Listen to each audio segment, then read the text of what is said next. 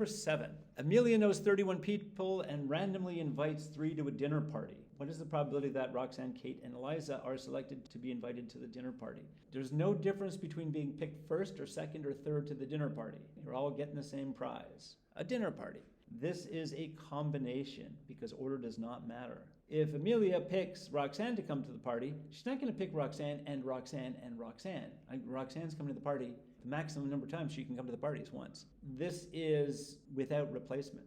And yes, we can even do this logically. We can say there are 31 choices for the first person, times 30 choices for the second person, times 29 choices for the third person. Because order doesn't matter, it's a permutation. We could have picked Roxanne, Kate, Eliza, or Roxanne, Eliza, Kate, or Kate, Roxanne, Eliza, or Kate. There are 3 factorial ways of picking those 3 people. We're going to divide that by 3 factorial, which is dividing by 6. If we did that by calculator, we would get 31 times 30 times 29 divided by 6 is 4,495. Or we could use our combination without replacement formula, which is n factorial over n minus r factorial over r factorial, which is 31 factorial over 31 take away 3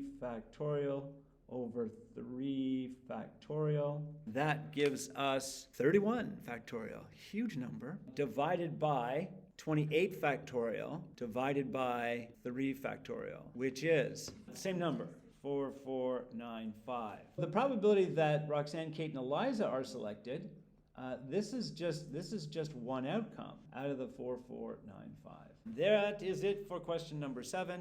That's it for the quiz. Have a good day.